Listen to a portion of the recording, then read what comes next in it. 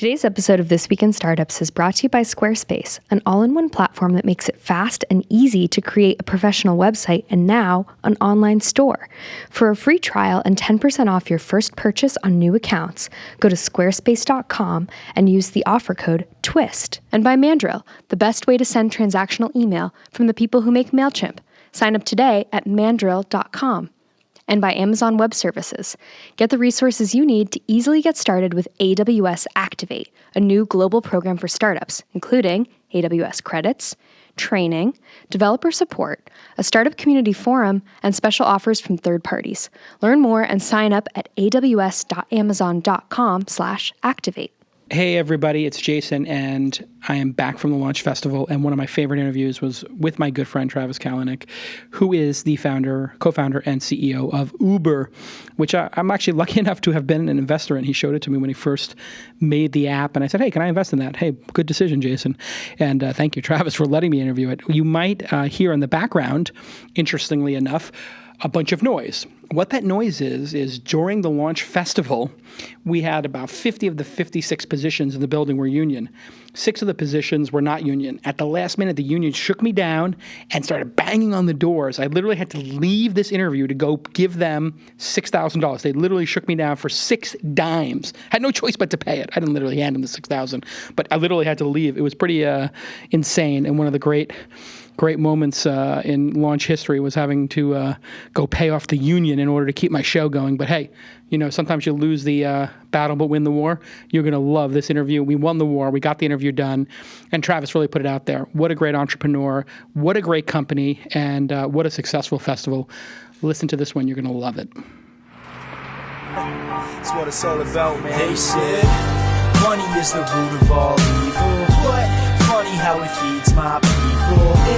We ain't gonna live like equals until we get the money, spend the money and defeat you. Yeah, money is the root of all evil. What? Funny how it feeds my people. Yeah, we ain't gonna live like equals until we get the money, spend the money and defeat you. Let me bring out our first guest, Travis from Uber. Come on out, Travis.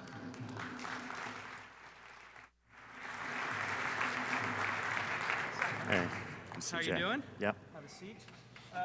So, my microphone's still on you. We've known each other for 15 years. It's Longer. been a long time. It might be 16. 16 years. 98. So your first company was a company called Scour. You could pull up slide 2 probably. And your first 2 companies, there's a lot of entrepreneurs here, thousands of them.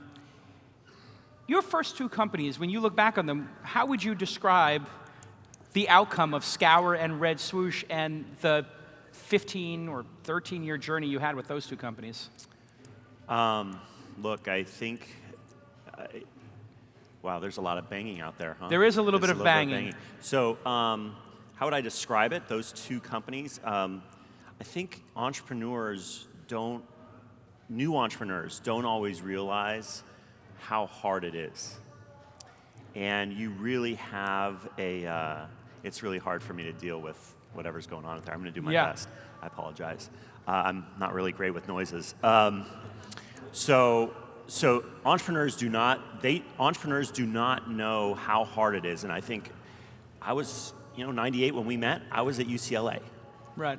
I was just a kid making something, right? So you don't realize how hard it is. You're afraid of failure. You do the best you can, but I think you really have to have the perseverance, just the energy and the stamina, and just be hardcore enough to make it through. So when I look at those 2 companies, I just look at it as part of the journey and part of what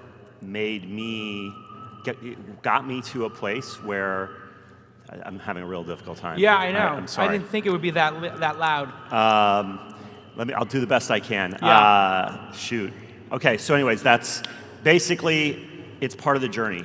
Right. And you really need to it makes me what I am. It's brought me to the place where I am now. Would you just, when you look back on those and you have this tremendous success with the current company, how do you look at those years? Do you think that part of the success of Uber is what you got through in those years? Yeah, I mean, so when everything is hard, I like to say, like on Red Swoosh, which I don't know if the audience knows about it, but I did a company from January 2001. I started a networking software company, January 01, and went all the way to April 07 when it was acquired by Akamai. Yeah. And I like to say I heard 100 no's a day for 6 years straight. Yes, Squarespace. That's how I build all my websites. I love Squarespace. It is simple, it is elegant. And when I onboard new people at my companies, whether it's inside.com, blog.inside.com, or the Launch Festival and Launch Media, it's so easy. I give them a Squarespace login and I say, go edit something on the website. And they go, and they don't need any instruction. It's that simple to use. Somebody finally made a beautiful, powerful, and easy to use CMS. CMS means Content Management System, a way to publish content to the web. And you know what? Many people go and they make websites by going on Craigslist or Elance or some of these places, and they get somebody to build them a website, and then they're trapped to that person for the rest of their lives, paying them off month after month, thousands of dollars to keep the website up. You could pay dollars, like $8, $12, $15 to do this on Squarespace. It's an amazing service, and they are a great team. They give you 24-hour support, unlike the knucklehead on Craigslist you hired 8 years ago who's destroying your life by not updating the website and is disappearing. And they're constantly improving. They make commerce available at Squarespace Commerce, and it's incredible. It does UPS real-time shipping estimates and all this kind of stuff. So what they do is they think about every tiny little feature anybody could possibly need on their website. They put a couple of developers on it, and then they add it to Squarespace. And then literally, it's probably hundreds of thousands right now, customers of Squarespace, they just get all these free features. Their prices don't go up, but they get more features. It's absolutely fantastic. Go to squarespace.com and try it out for free, starting at only $8 a month. No credit card required. And if you decide to keep the site that you build after your trial, please use the program, the offer code TWiST. TWiST, TWiST, TWiST. That lets them know that you are a loyal fan, perhaps even a super fan of This Week in Startups. Squarespace is everything you need to create an exceptional website, and I, Jason Calacanis, use it daily and have for years. I only allow people to partner on this program who I 100% endorse, and Squarespace gets my 100% endorsement. It's a wonderful product. Go get it, and let's get back to this amazing episode. Guys, I just did a quick negotiation. They want $6,000 in 6 positions. I just gave it to them. They win. I'll fund it. Exactly. I'll fund it. Well, I mean, this is, just so people know the background of the story, we had 7 of 8 positions for the union here. And 4 days, it's an interesting topic since you deal with this kind of thing a lot. 7 of the 8 positions were union. Yep. And they came to me 4 days ago and said, the last 6 positions, literally the 3 camera guys. When you say 7 and 8 though, you were telling me earlier, there's 50 positions yeah, were union. 50 union positions here. And then 6 of them weren't, and they came 4 days ago and said, you have to pay us 3 times as much for those 4 positions, or we're going to do this. And I said, well, I can't swap out those people. They're flying in. They've already got the work. It's not realistic. But 6 of the last 7 years, we had the union here for the AV positions. Yeah. And then they said, well, if you don't, we're going to protest. And I said, okay, well, I can't tell those people to go home, and I don't need another 6 people. Yeah. But at this point, I think I just need to pay them. I'll help out. Like I said. No, literally, just please stop. Well, what's interesting about it, and this relates to Uber's business, is... I mean, this is happening to you in a lot of cities. Well, not like that. Not like that, but differently. But you step back and you say, what's the context? Right, what's the context? The context is that's civil disobedience. Right. Right? Is all forms of civil disobedience good? I mean, that's a question. That's the question we have to ask ourselves in the cities we're in. Our answer is that civil disobedience matters when it's done for the right principles. Right. Right? What are you trying to accomplish? And what are you fighting against? Right. And I'm sure there'd be an interesting debate if we could get one of them up here and we could talk about it. But well, so are you sometimes on the other side of that coin where the unions are typically trying to stop you, though, from picking up people at airports or stuff like that. And so the toughest city has been Vegas? I mean, the toughest city for us, Vegas is very hard. It hasn't been tough because we haven't even tried. Right. Okay? Miami has been the toughest. Is that we're not in Miami. In fact, the union in Miami protests on our behalf, but the industry itself is making sure that we can't come. They want to make sure that riders and drivers don't have options. Right. So I think that's that's what we see in the cities, and we don't see unions really protesting against us, because when you create more driver jobs and when you give them options so they can make a better living and feed their families, then you have unions protesting on your behalf. But it's the industry itself that wants to keep it down. So let's talk a little bit about surge pricing, if Okay. we can talk through it. Hopefully they'll just give them the $6,000 quickly. If we get through this and they don't do it, there should be the exploding term sheet. Exactly. It's like, so you don't do it by the end of this thing, then it's not going to happen. Let's talk a little about surge pricing. Obviously, the most controversial piece of the Uber product is surge pricing. Yeah. Now, we see surge pricing in every other, or many other parts of the world. You see surge pricing in airlines. Yep. You see surge pricing in hotels. And you brought it to another part of travel, cars. Yeah. Why do you think some people responded so negatively to it? And does it actually work? Because, I mean, the criticism of Uber is it's just price gouging. But you have an actual reason for it, so does it actually work? I mean, I think everybody who knows the story about surge pricing knows of course it works. But I can go into the details. I mean, the thing is that there's been over 100 years in transportation. Yeah.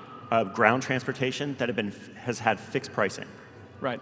And that fixed pricing is something we've all come to know and love in some ways, where you always knew what the price was when you went from point A to point B. You always knew the friggin' price. Right. But you didn't always know you were going to get a ride.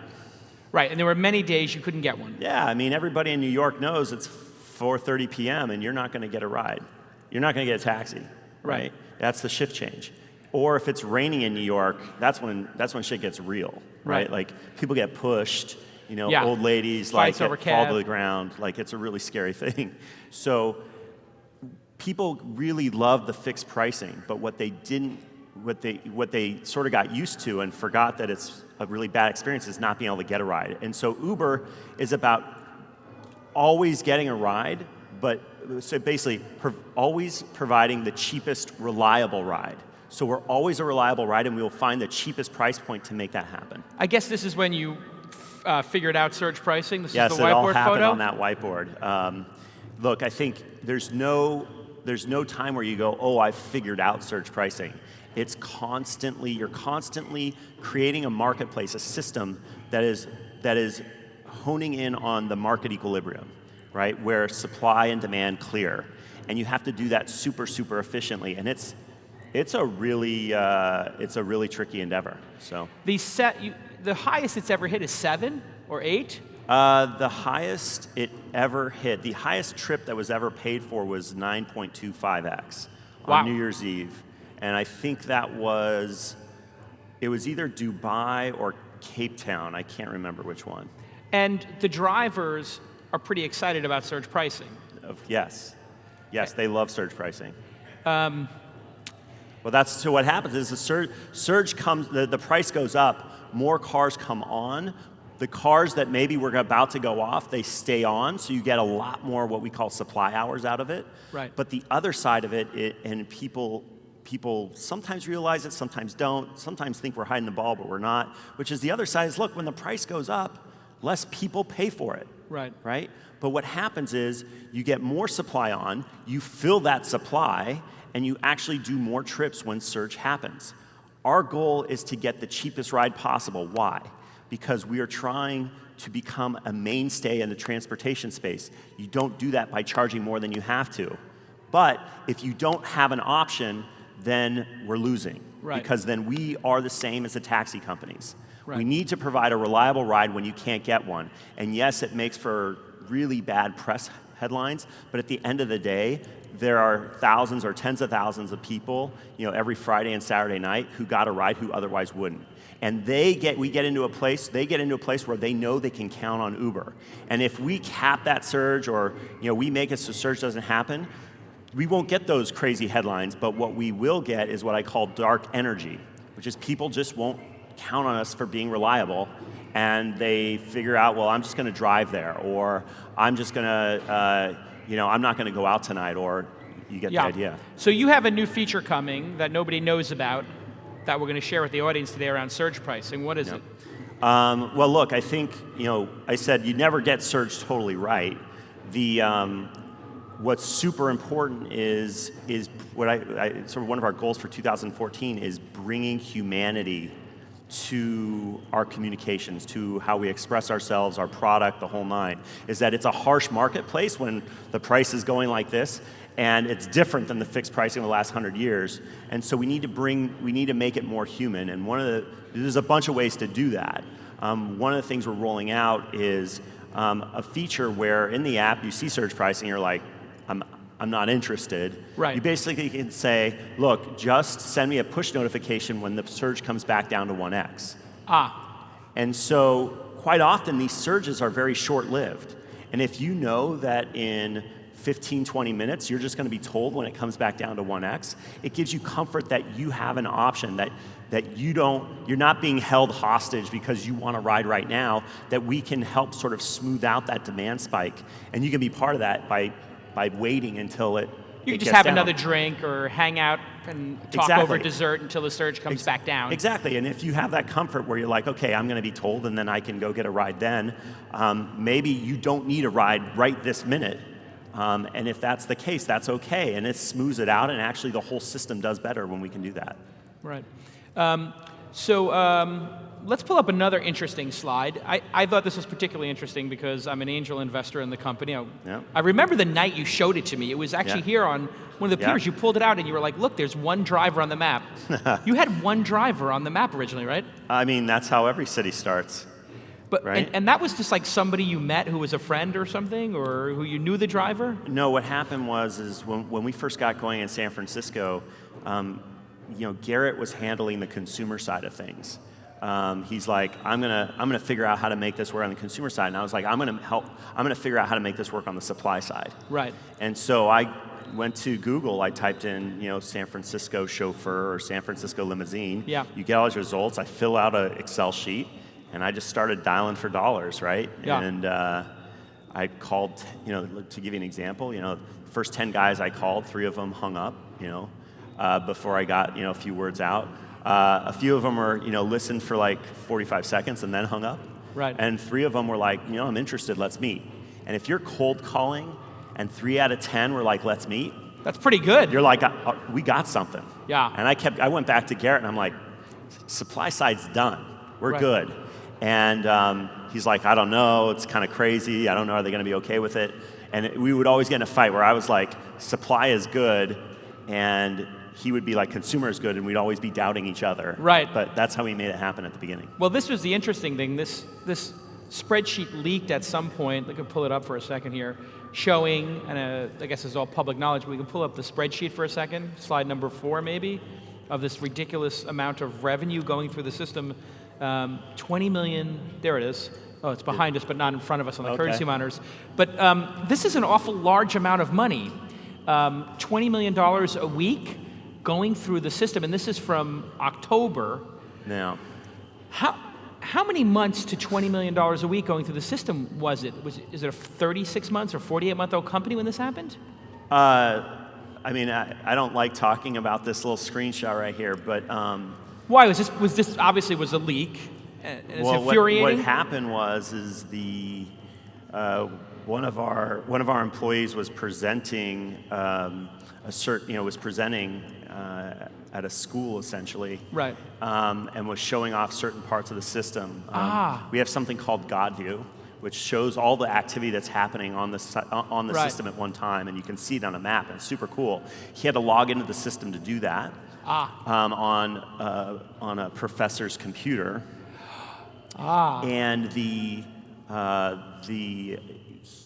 so he logged in, then he closed the browser, but he didn't log out. Professor goes up, brings up history, sees all this cool stuff, and then sends this to Valleywag. Wow, a professor did it. Sure did. Wow, that's crazy. Yeah. But anyway, so who the will cat's remain out of- nameless. But I guess what I would say is, look, the most interesting part about when the numbers get good is that drivers are getting paid. Right. Right? So if you see a number that says, oh, Uber's doing, $30-40 million a week, or something along these lines, you're or I guess this is saying 20, right? Right. But it's much more now, we would assume. We're growing 20% plus month over month. Right 20% now. month over month on a $20 million number. I'm gonna just put it out there. Yeah. It's over 20% some months. It's big. Yeah. So the point is that think about it, right? Think about when we're paying drivers $100 million a week. Right. When we're paying drivers $100 million a week. Right. Like, think about the impact that makes for a lot of people who are now making a great income and feeding their families. And by the way, go in an Uber, talk to them about their family. Right. Like, it's a big deal for them. And some of these drivers are making $300 a night, $400 a night. I've heard from drivers themselves saying this. Well, look, they make a lot more because there was 20% of that spread was going to the cab companies. Is that about right? It was just crazy, right? So, like, if you were a taxi driver, you are paying $700 a week to rent a car. $700 a week to rent a car. Think about it. So you pay $100. Let's say you paid $120 a day. That's really what it is in New York, as an example. $120, $130 a day. You are spending $45,000 a year to rent a car, and you are impoverished. Right. How did that happen? That happened because he can't start his own taxi company. By law, he has to go and ask for permission to be a driver to a taxi company, and that guy who owns a taxi basically says, well, you got to pay me to do that. Right. And he's got to pay, $700 to $1,000 a week to be a taxi driver. And so that's the whole thing we're breaking down, is that in New York today, there are 13,250 cabs or thereabout. There were 13,250 cabs in the late 1940s. And so the city's changed, but the number of cabs haven't, and that one license to own and operate a single cab is an asset that's worth $1.1 million. Why? Because you're getting an impoverished dude to pay you $40,000 a year to rent that car. And there's two shifts, so you're making $80,000 a year renting a single car out. A taxi company is a glorified car rental business that makes a living by corrupting city officials to limit the supply so the residents of a city don't have options and the drivers don't have options. Yes, Mandril. It is transactional email by MailChimp. Yes, you guys know I love MailChimp. And I also love Mandril. Mandril is, like I said, transactional email. Some people don't know what transactional email is. When you're building a startup company and somebody signs up for your product and you send them an email that says, click here to register your account, or click here, you got a friend request, or click here, your item has been shipped. This is what you do with Mandril, including like resetting your password, all that kind of amazing, important connectivity and engagement you get with your audience. You need to have a provider, a partner, to get past the spam filters and all the nonsense that Yahoo Mail and Hotmail and Gmail try to block your transactional emails, and that's what they do. Pricing is ridiculously incredible. The first 12,000 emails a month are free. What? Yes, that's right, free, and after that you pay on a usage basis. So if you got a small little app, it's going to be fine. You can just use it for free. And then after that, look, the next million per month are 20 cents per 1,000 emails per month. It's so cheap. Setting up your own service would be thousands of dollars a month. Using Mandril somewhere between free and a couple of dollars a month. Again, this provider is just part of, Mandril's part of MailChimp, which is one of the most amazing software as a service providers. They make beautiful, delightful software that just works. You can sign up at mandril.com, and please thank Mandril app on Twitter so they know that you're a super fan of the show. And you can say, thanks for supporting at TWI Startups at Mandril app, and you do that for me. It gives me the ability to invest more in the show, get better guests, have better producers. Like we have Gina here now. She came from NPR. We have Brandis, who is just locking it down on perfect technology. We just got so many people involved in the show and making it better and better and better. And it's because of these partners. So go ahead and thank them on Twitter. Let's get back to this amazing episode with Travis. And now you've set up a financing of a couple of $1 billion to offer financing to drivers. Explain that. Yeah. So we're expanding, like we're getting bigger. Right. And we're getting bigger fast. And the only thing slowing us down at this point, or one of the main things slowing us down, is getting enough cars on the road. Right. Enough drivers with enough cars. We want to make it so that if somebody wants to start his own business and get in this business, he walks in the office today, he walks out tomorrow with, with keys to a car, insurance, and he's ready to go, right? And we have to build the systems to do that. So vehicle financing was one of those things we did. And there was a story about 2,400 drivers in San Francisco out of 7,000 cabs or something. What's the statistic in San Francisco now of the number of Ubers on the road versus the population of cars, cabs? So we don't really talk about numbers. Okay. But what should I say? I mean, I think it's pretty fair to say that the number of trips we're doing in San Francisco is larger than the number of trips that are being done by the taxi industry. Taxi industry in San Francisco. That's right. So you're doing more jobs than the taxi industry now. That's correct, yeah. Are taxi cab drivers moving to UberX? Yes, I would say a good portion of UberX that's happening is, remember, we have taxi in San Francisco as well. So we're doing taxi, and then those drivers are like, well, let's,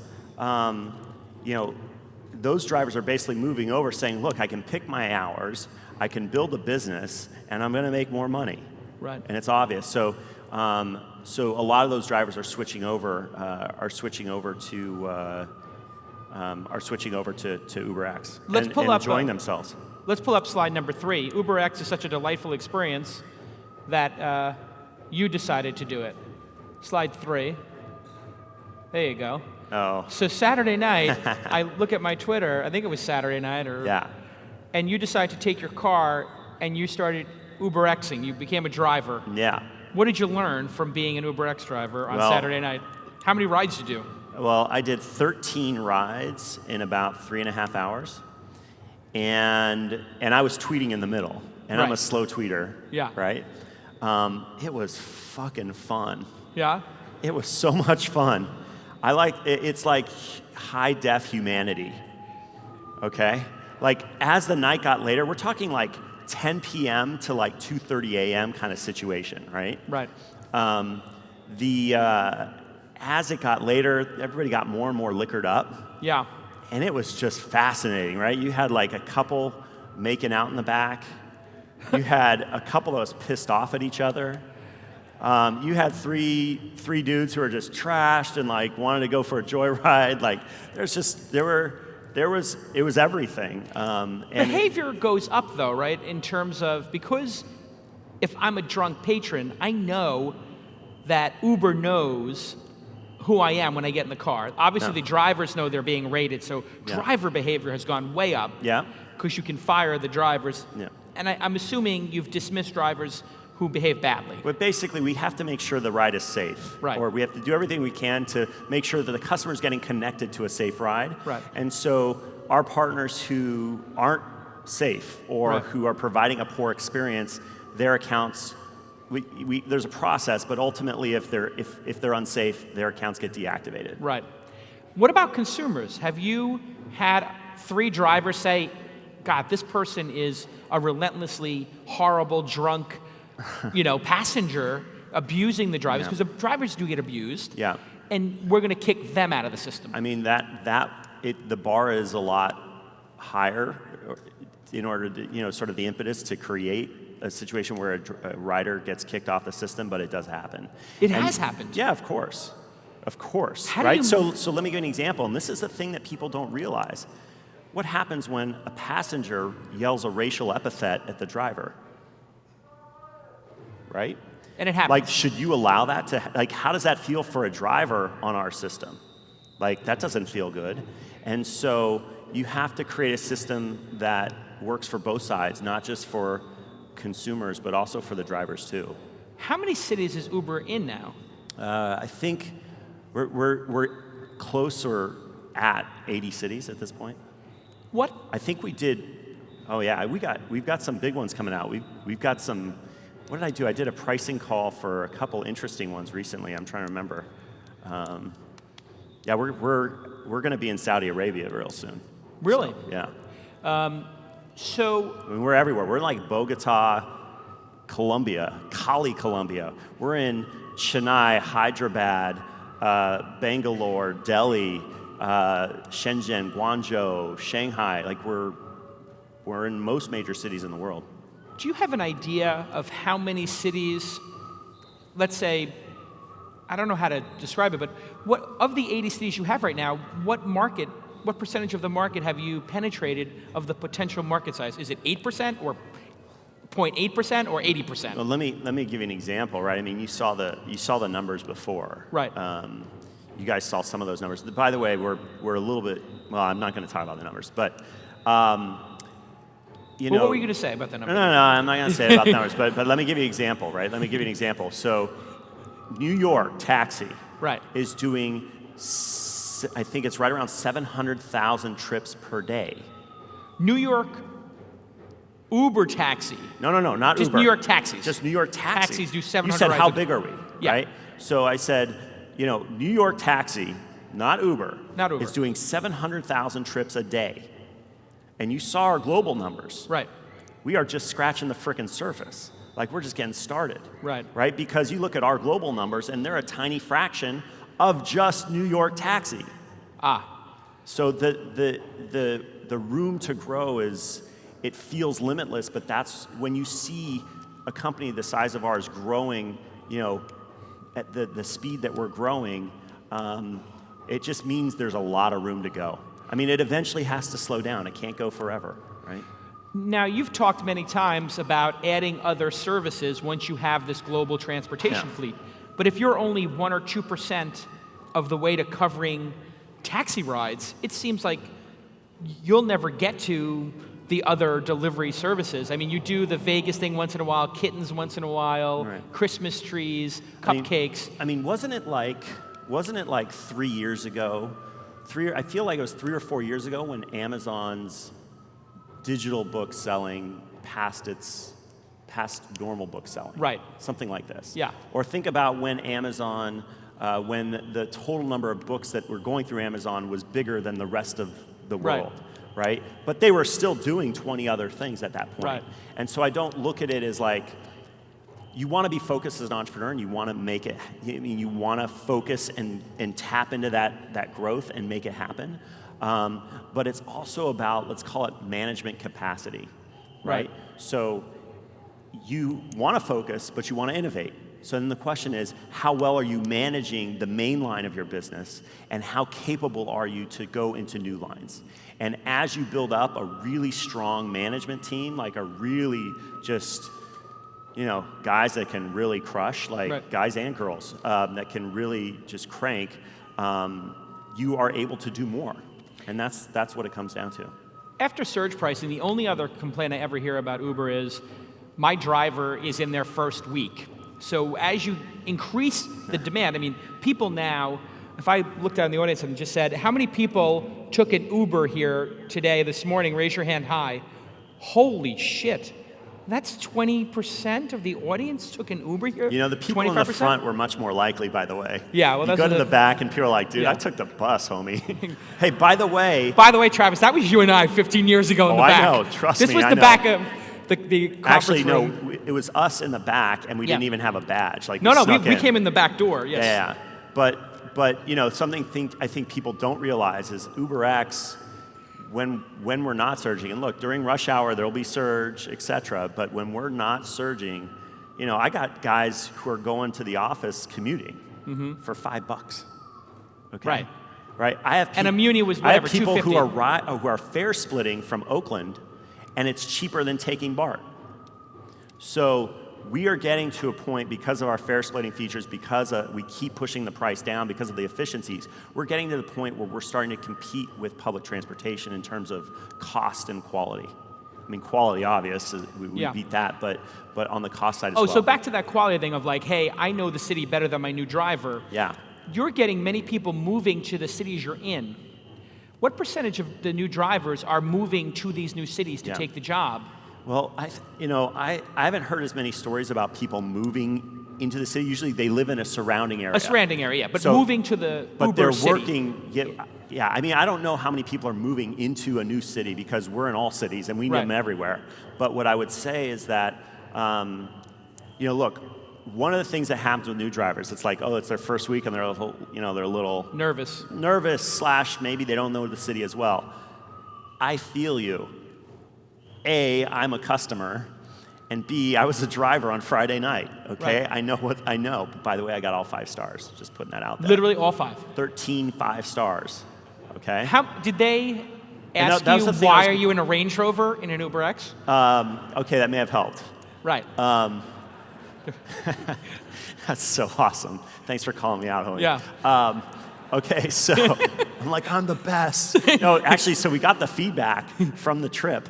The drivers get the feedback. The feedback was like, somebody needs to tell the CEO of the company that this driver should do more than just drive. He could really add value to Uber. I think so. You have management potential. Right? I had another one was like, my friend thinks you're hot. Call her at 415 blah. Really? And I'm watching my feedback going, yeah, yes. So you've had some people, I guess, blogs and whatnot, feel that you're very driven in your approach. Calling you an objectivist, Ayn Rand, all this stuff. I've known you for 15 years. I've always known you as a very sensitive, passionate guy who is very emotionally connected to his team, the product, the customers. What have you learned about, as an entrepreneur, going from a flat-out failure with Scour, Red Swoosh we'd call what, a push? I mean, look, if you sell your company for $23 million after 6 years, and 4 of those years you didn't pay yourself, that was a fucking home run. Home run, right. I felt good. You felt good, but that was a slog. No, I get it. And now there's emotional damage from that time. I get that, but yeah. And now this, like, what have you learned about that journey and just getting your ass kicked the first time, having a home run the second time, but now this? So here's the thing, right? So you really call Red Swoosh as like a single, probably. Right. And I get it. But there's a couple parts of this. First is, if you like the book Fountainhead, don't put that cover of the book as your avatar, your Twitter avatar. Right. Or like Paul Carr and like a few other guys will just call you an Ayn Rand crazy person. Right. But I put books that I read, I like them, and then I put the cover or the character as the avatar for a little bit. Right now, I have Alexander Hamilton. Nobody's like, Travis is a raging federalist. Like, nobody's doing that. Right. So first, be careful what you put on your Twitter avatar. That's number one. Number two, the best way to put this is like, people ask me, okay, it's going so well now, doesn't it feel great? Yeah. And my approach to things is, I am pushing always to a point of discomfort. So to such a degree, like I'm a little nervous, I'm sweating a little bit. Yeah. And that means I'm always feeling like we did 15 years ago. Right. So for me, it doesn't feel different, it feels the same. Right. The only difference, and it's a big one, is when you're not hearing 100 no's a day for 6 years straight, right. It's a little bit better. Yeah. Right? Because, I don't know, it's like 36,000 no's a year times 6, you're like 200,000 no's. Okay? Brutal. It will kill you. And so I think that's that's probably the part that makes it it makes it more fun. It's like I was hardcore, and I have to admit that it's a little more fun when you do see product market fit and you can feel it get out there and you can watch it grow. There is something truly satisfying about that. People are going public with much less revenue than Uber. Yeah. Here's the standard, when are you going to go public question, which you will give the standard answer to. Yeah, the standard answer Well, how do you think about going public? I mean, it's the dream of a lot of entrepreneurs. What's that? Going public's the dream of a lot of entrepreneurs. No. Do you see it that way? I don't. Okay, why?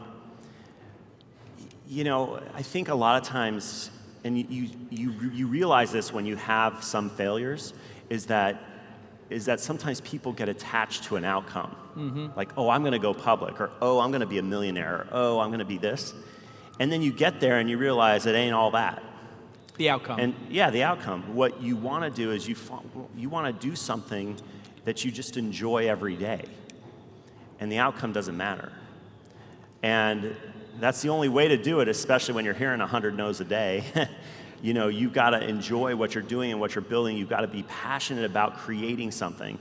And so for me, it's not about IPO. Like, I don't even think about it. What it is like, what cool, basically I have two lists that when I go into work in the morning, I have two lists. One is, where are all the crazy, effed up, awesome problems that I can solve? And what is all the crazy, awesome shit that I can invent? And they're ranked. And I start at the top and I work my way down. And stuff happens in the day and you insert. Yeah. And you got a new list. All right, listen, Travis, you've been amazing and just so honest and a great discussion, and overall the noise. So I think I got in the zone at the end, but I was having a tough time at the beginning. Trust me, it's not easy for any of us, I think, to go through this. So we're going to take let's give a big round of applause to Travis.